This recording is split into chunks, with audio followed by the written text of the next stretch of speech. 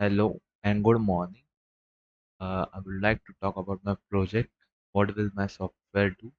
The software password generator will create a random password of verifying length. It features generation of password using mix of uppercase, lowercase letters, digits, and smalls.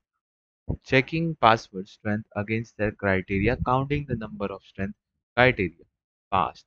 The software will be executed via command line argument interface. We can run the project.py file to interact the password generator and generate a password or to test the strength. What new skill you need to acquire? What topics will you need to search? Build the project. Similarly, the programming language basics is required. Additionally, skills, topics that might need to be acquired for research include. I researched everything in the Python. I've used the random module and string module in this project, writing test case using PyTest for testing functionalities, researching password strength criteria and methodology I've used in this project, and what might you consider for good outcome for a project, a better outcome, the best outcome. Successfully implementing a password generator functionalities and passing basic tests, adding additional features like customizable password criteria, user-friendly interface, and comprehensive testing. So I have used this project now.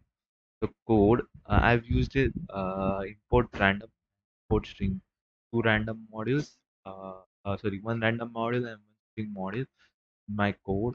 I have used three functions like generate password, with strong password, and count strength as per the criteria of the project. And I have maintained the code in lines and made my code clean because it was just lagging the cleanliness in the project. And so I have given the spaces here. So what does my code do? So in generate password, we have kept the length of 12 and I have used the character give a variable of string dot ACI letters and all. So it will generate a random choice. Then we check if the password contains uppercase, lowercase, digits, and symbols. In this section, like in strong function password, then we use define count strength check. So we check the strength. So we have to mention three functions in the project. So I have used the three functions. In the main, we call all the upper functions to generate the output, and then we call the if main function.